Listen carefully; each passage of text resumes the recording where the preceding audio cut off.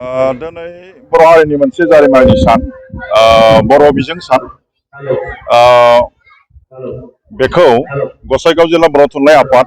आरो कसुगाव गुदि बर' थुनलाइ आफाद जथायै कसुगाव पाब्लिक हाइ स्कुलनि लांगोनायाव गेलेग्रा फोथाराव बेखौ जथायै खुंनाय जादों आरो बेवहाय आंखौ आलासि हिसाबै हांख्रायनायखाय आङो बेवहाय नुजाफैनो मोननानै जोबोद गोजोननाय मोनदों आरो। आदसा नोंथाङा दुलाराय बर' थुनलाइ आफादनि सासे गोख्रों दैदेनगिरि हिसाबै बर' हारियावहाय बर' बिजाबावहाय मा जेंना दं होननानै नोंथाङा सानो? जेंनायाथ' जोंहा गोबांथार दङ। बर' थुनलाइनि जेंनाफ्रा जाथिनि जेंना, जाथिनि इसु। बर' थुनलाइनि इसुसफ्रा बर' हारिनिनो इसुस आरो मेनलि जोंहा दा इसुसआव दङ जोंनि जे बर' बिजों बेखौ जोङो 1963 मायथाइनि दिनैनि सानाव 8 मे खालि जोङो गुदि बर' फरायसालिफ्राव थिसनदोंमोन। दा बिनि बैसोआ जों दा साननानै नायब्ला नुबाय 63 बोसोर बैसोआव आगान सुरबाय। दा थेवब्लाबो जोंनि बर' बिजोंनि जे जेंनाफोर बियो जोंनि सिगाङाव गोख्रों भाबै जेब्लायबो गसंथेबाय थानायखौ जों नुनो मोनदों। जेरैहाय जोंनि इसुसफ्रा बेनो जे जोंनि बर' बिजोंनि फरायसालिफ्राव थोजासे फोरोंगिरि जों मोननो हायाखै आरोखि दिनैसिमबो सर्टेज। आरो बिनि उनाव जोंहा दंबावो मोनसे जे जोंनि बर' ओनसोलफ्राव गोबांथार भेन्सार फरायसालिफोर गायसननाय दं। बेखौबो जों गोबां नाजासेयावबो दिनैसिमबो थालांनाय माखासे भेन्सार स्कुलफोरखौ जोङो सोरखारि खालामनो हानाय जायाखै। दा बे जोंनि बर' मिडियामनि भेन्सारखौ बारहोनानै जोंनि सोरखारि जेसेबां सोरखारि स्कुलफोर दङ बर' बिजोंनि बेवहाय गोबां माने पस्ट लांदां जानानै थानाय मासिफोर दङ। दा रिटायार जादों, सोरबा एक्सपायार जादों, बिनि उनावहाय गोदान थिसनथाय जोंनावहाय नांगौबानो जों खालामनानै लानो हायाखै। जेब्लानाखि आसाम सरकारा बिथोन होयो अब्लासो बिटिसि सरकारा लानो हादों। दा बे खेथ्रआव जिहेथु जोंनि फोरोंगिरिफ्रा बोसोरे बोसोरे माने थैना माखासेया थैनानै रुंसारि जानानै आरो माखासेया रिटायार जानानै लांदां जागासिनो दङ। बे बेलायाव जोंनि बिटिसि सोरखारा बेखौ संगे संगे थिसनथाइ होनो हायैयाव जोंनि फरायसालिफ्रा बिराद साफार जानो गोनां जादों आरोखि। दिनै गंफ्रोमबो गुदि फरायसालियाव साफा गाहामल' फोरोंगिरि दङ। दिनै गेजेर फरायसालिफ्रावहाय जेराव सिगांफ्राव 10 जन 12 जन बे रोखोम फोरोंगिरि दंमोन, दिनै दिनाव जों नुबाय रिटायार जानानै रुंसारि जानानै साबा गाहामल' दंसै, 4 गाहामल' दंसै। आरो नैबे अक्ट'बर नभेम्बर समाव आरो गोबांथार माने 5,000 6,000सो फोरोंगिरिफोर आरो बर' बिजोंनि फोरोंगिरिफोर आरोबाव रिटायार जाबावसिगोन आरोखि। अब्ला माने जोंनि स्कुलफ्राव फोरोंगिरिफ्रा ओरैबायदि जाहैगोन, दा जोंनि गथ'फ्रा नार्भास जादों, जोंनि गार्जेनफ्रा नार्भास जादों जे बेबादि फोरोंगिरि गैयै स्कुलफ्राव जोंनि गथ' गथायफोरखौ जोङो बोरै हगारबावगोन, बिथांमोनहा बोरै फोरोंगिरिफ्रा बोरै सोलोंथाइ होगोन जोंनि गथ' गथायखौ। बेखौ लानानै जोंनि रायजो राजानि जोंनि गार्जेनफोरनि खर'आवबो एसे नांदों बे जिनिसा। दा बेखौ जों सानो आथिखालनि जे बिटिसि गभर्नमेन्ट मानगोनां बिटिसि सोरखारनि बा बिपिएफनि आफादगिरि मानगोनां हाग्रामा महिलारि सारा बेफोरनि सायाव सिन्था खालामनानै जाहाथे गोख्रैनो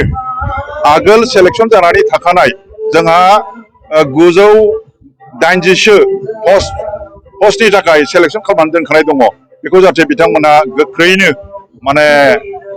थिसनथाइ होनानै जोंनि बे फोरोंगिरि आंखालखौ जाहाथे माबानानै होयो, माने समाधान खालामनानै होयो। जों बेखौ जोङो थुनलाइ आफादनि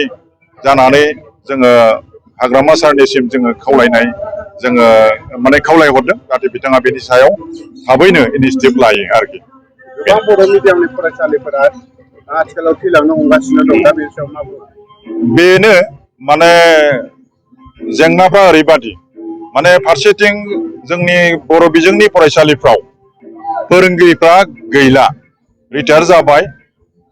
दहाय आं बुंनायानो रिटायार जाबाय, सोरबा एक्सपायार जाबाय, बेनिफ्राय आरोबाव थिसनफिननाय गैला, जामलांगासिनो थायो। बेयाव गार्जेनफ्रा नार्भास जानानै गाव गावनि गथ'फोरखौ प्राइभेट स्कुलाव लांदों सोरबा इंलिश मिडियामाव लांदों बेबादि जागासिनो दङ आरोखि ओंखायनो जों खावलायदों जोंनि बर' बिजोंनि स्कुलफ्राव एसामिस मिडियामफ्रा जेरैहाय आग्लाय फिग्लाय फोरोंगिरि बिथांमोना थिसनबाय थायो बिथांमोनाव फोरोंगिरिनि आंखालानो गैया दा जोंनाबो बर' बिजोंनि फरायसालिफ्राव जोंनि बिटिसि सरकारा थिसनथायनि राहा लानांगौ आरोखि दा बेनो आरोखि जोङो बेफोर जोंनि समस्याफोरखौ जोंनि जेंनाफोरखौ जोङो जयै सावरायनानै सुस्रांनो थाखाय जोङो मोनसे प्रग्राम लाबाय जोंनि जेसेबां रिसेन्टलि जोंनि देरहालांनाय एमएलएफोर बे एमएलएफोरखौ जोङो ज' लेंनानै जोङो गुवाहाटियाव मोनसे जथुमनायनि मोनसे जों राहा खालामनो नागिरदों दा जोङो 21 तारिखआव गुवाहाटियाव थांनानै जोङो सरन बर' सारखौ जोंनि सासेल' नायल' जाल' आथिखालाव मिनिस्टार बिथांखौ लोगो हमनानै जों मोनसे डेट फिक्स खालामनो नागिरदों जाहाथे बिथांनि लिंथुमनायावनो जाहाथे बे मिटिङा जायो खारन जोंहा जोंनि जेंनाफ्रा माने बारानिफ्राय बारा जागासिनो दं आरोखि दा बेफोर जेंनाखौ जोङो बोरैहाय मा खालामनो हायो बोरै सुस्रांनो हायो बोरै समाधान खालामनो हायो बेखौ सावरायनो थाखाय जोङो रिसेन्टलि जोंनि देरहालांनाय गासैबो बर' एमएलएफोरखौ लिंथुमनानै जोङो सावरायनो थाखाय नाजानाय जादों आरोखि आरो बे बाथ्राखौ जोङो अलरेडि जोंनि मानगोनां जोंनि बिटिसिनि चिफ हाग्रामा महिलारि सारखौबो जों बुंबाय जाहाथे बिथाङा बे बेलायाव जोंखौ हेफाजाब खालामो आरोखि दा जोंहा बेनि अनगायैबो माखासे जेंनाफोर दंबावो जेरै बिजाबनि जेंना गोबांथार जायगाफ्राव गोबां स्कुलफ्राव बिजाबा सर्टेज जादों आरो सर्टेज जानायनि खारनबो दङ माखासे जेनेबा हमना लादो गभर्नमेन्टआ ओरैबादि खालामो जे जवाबारनि शिक्षा सेतुनि एनरलमेन्टजोंसो बिजाबखौ राननाय जायो नाथाय आथिखालाव ओरैबादि स्कुल दङ जे जवाबारनिख्रुइ देग्लाय सात्रफ्रा बारा आरो बबेबा स्कुलावहाय सात्रफ्रा खमायदों दा खमायनाय स्कुलफ्राव बिजाबफ्रा आग्लायहैबाय आरो बारायनाय जेराव बारायदों सात्रआ बेवहाय बिजाबा सर्टेज जाबाय आरो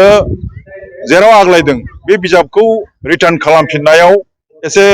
लेहेमिया जादों बेखौ मोनफिननो गोब्राब जादों बिथांमोनाबो होफैफिना अफिसाव आरो जायफ्रा नांदेरगौ बिथांमोनाबो रिक्वायारमेन्ट होब्लाबो मोननो थाङाखै दा बेबादि प्रब्लेम आरो ओरैबादि जायो जोंहा जे असमिया खिताबखौ साफायखांनायनि उनावसो एखे मुहुर्त समावसो जोंनो गोदान बिजाबफोरखौ ट्रेन्सलेट खालामनो थाखाय हरनाय जायो जों बेनि थाखाय जों 20 दिन 25 दिनल' समाय मोनो दा बे 20 दिन 25 दिनाव जोङो बर' बिजाबखौ ट्रेन्सलेट खालामनानै माखासे सावगारिफोरखौ जों एडजास्ट खालामनानै बा खालामनो थाखाय जोंनो मास मोनसे मोननैसो समाय नांगौ दा हाखु दाखु जायो जोंहा दा बिथांमोनहा राननो थाखाय रेडि जाबासो जोंनि बर' बिजाबखौ ट्रेन्सलेट खालामनो थाखाय जोंनो होनाय जायो बिनि थाखायनो जोंनि बर' बिजाबफ्रा एसे लेट जायो आरोखि दा दिनै साननानै नाय असमिया बिजाबफ्रा ओंखारजोब्बाय अलरेडि डिस्ट्रिबिउसन जाबाय नाथाय जोंनि क्लास 8नि 9नि जारिमिन बिजाब जिअग्राफि बिजाब आरो क्लास 7नि माखासे सानखान्थि बिजाब दिनैसिमबो मोननो हायाखै मानोना जोंनि बर' खिताबफ्रा दासो प्रिन्टिं अबस्थायाव दङ प्रेसआव दङ माने साफायगासिनो दङ दा दाख्लै मिनिस्टारा बुंदों बेखौ माने जुन मासावसो जाहैसिगोन होननानै बुंदों आरोखि दा खावलायदों बे फारसे जोंनि बिटिसि सरकारा एसे नोजोर लाखिनांगौ जाहाथे जोङो बर' बिजाबखौ साफायनो थाखाय ट्रेन्सलेट खालामनाय आरो प्रिन्ट खालामनाय जों जाहाथे 6 माससो समाय मोनो माने 3 माससो सिगां जाहाथे जोङो स्क्रिप्टखौ मोनो आरो बर' बिजोङाव ट्रेन्सलेट खालामनानै जों जाहाथे समनि सिगांनो जोङो बेखौ प्रिन्ट खालामनानै जोंनि गथ'फोरनो मोनहोनो हायो जोंहा ओरैबायदि प्रब्लेम जादों अन्तत' क्लास 9नि आरो 10नि बिजाबफ्रा समायजों लोगो लोगो मोनाब्ला बिथांमोना जे मेट्रिक परिखा होगोन बे बेलायाव बिथांमोना एसे आख' फाख' जायो आरोखि बेनिखायनो जोङो जिहेथु बे इसुफ्रा जोंनि बर' थुनलाइ आफादनिल' इसु नङा गासै बर' हारिनिनो मोनसे इसु बे हिसाबै जोंनि लकेल गभर्नमेन्टआबो बेयाव बिबान दङ आरो जों मिथिगौ दा आथिखालाव जोंनि बिटिसिआव जेसेबांनाखि एमसिएलएफोर दं इएमफोर दङ जेसेबां एमएलएफोर दङ बिथांमोना बे जातीय संगठननिफ्रायनो फैनाय हिसाबै जोंहा बिसोरनि सायाव फोथायनाय दङ आरो जोंनि बर' थुनलाइनि इसुस माने बर' हारिनि इसुस जेंनाफोरखौ सुस्रांनायाव बिथांमोना जथेस्थ' जोंखौ हेफाजाब होगोन आरो जिकुनु मुहुर्तआव जोंनि गेजेराव खैदां खैफोद फैया मानो बे खैदां खैफोदखौ ज' सावरायलायनायनि गेजेरजों खुनु मोनसे पार्टि लालायाबालानो जातीय संगठनखौ लानानै जाहाथे जोंनि दैदेनगिरिफ्रा जाहाथे बे बेलायाव जयैनो सावरायनायनि मोनसे आबहावा सोरजिनानै आरो जोङो ज' सावरायनानै जाहाथे जोंनि जाथिनि इसुसफोरखौ जों सुस्रांनो हायो आं बिनि थाखाय बर' साहित्य सभानि सासे नेहाथारि जानानै आं बयखौबो खावलायहरदों आरोखि गोजोन्थों।